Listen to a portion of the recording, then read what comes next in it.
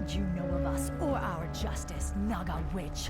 Why, my dear, we Naga were once night elves. We were Ashara's chosen, the Highborn, banished beneath the cruel seas, when the well of eternity imploded around us. Impossible. Cursed, transformed. We have waited 10,000 years to retake our rightful place in the world. And now, with Lord Illidan's help, we shall. Hello guys, this is Donald's Movies, and welcome to the 8th episode in the Races of Azeroth series. In this one, I will be covering the Naga. Now, the Naga are similar to the previous race that I had covered, the Satyr, yet their history kinda went in a different direction, even though they have the same origin. So, without further ado, let's just get into their lore.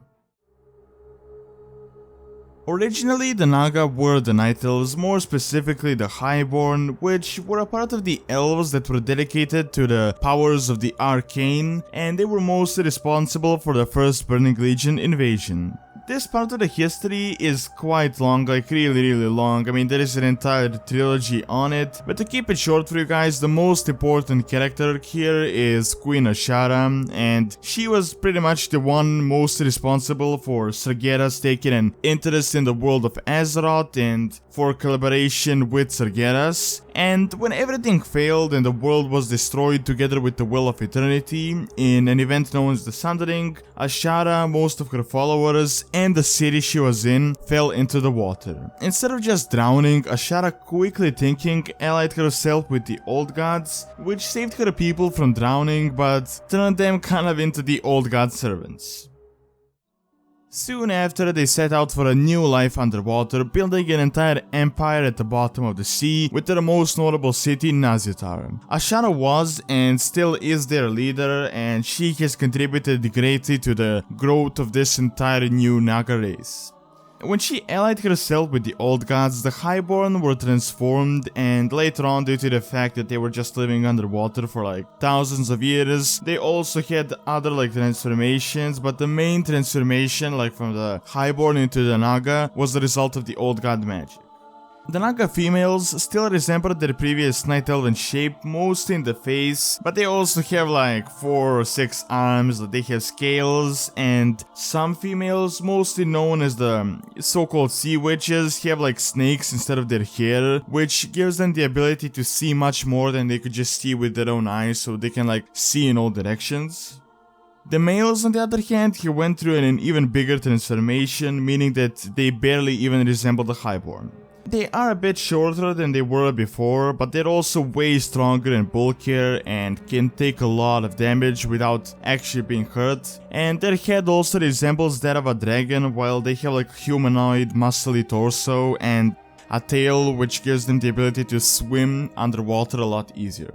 When it comes to their society, it is mainly matriarchal, meaning that the females are mostly in charge, which is why you usually see the females practicing like powers of the Arcane, and they're usually like generals or commanders in battles, while the males usually just serve as like shock troops and warriors. Also, when it comes to like building the actual society, not just war, the males are usually mining and gathering the material, and they're building the entire buildings, while the females are the ones that make the blueprints and the designs, because they're kind of a bit more intelligent than the males.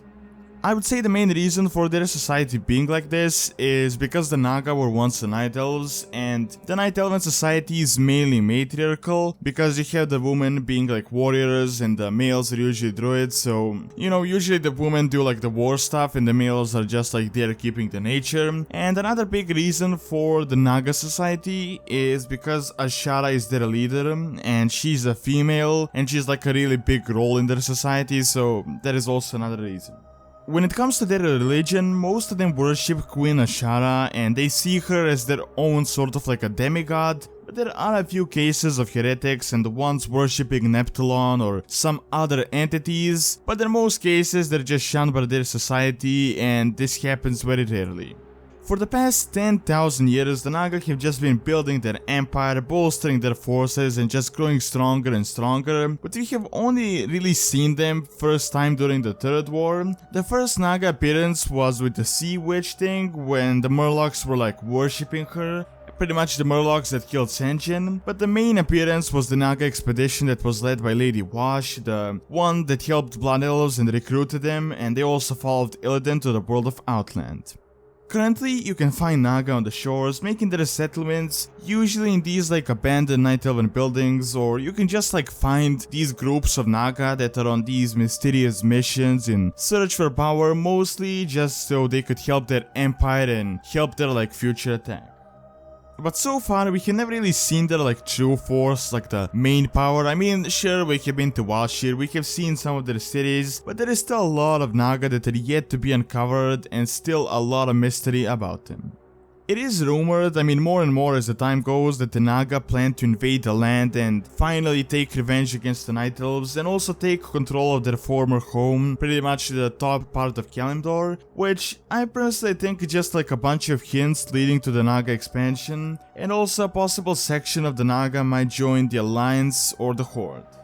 But the entire like Naga being a playable race is an entirely new story because, as you see, the Naga aren't exactly very likable and they also pretty much hate almost everyone. And so far the only races they can really tolerate are the Blood Elves because they were also the Highborn ones and they were banished by the Night Elves, so they kinda have a common enemy even though the Blood Elves don't hate the Night Elves as much as the Naga do.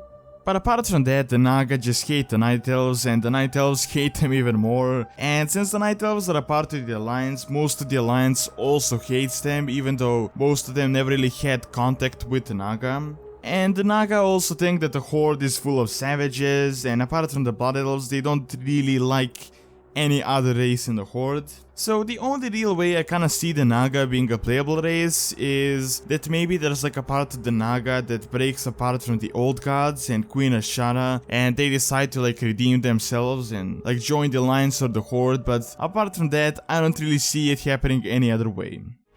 Alright, and that's all I have for this video. Now there is still a lot more Naga lore left to cover, which I will cover in the future lore videos and like speculation videos, but do suggest which race you would like to see covered, and also don't forget to like and subscribe as it really helps the channel and keeps all the videos going. And thanks a lot for taking time out of your day to watch this video, and see you next time.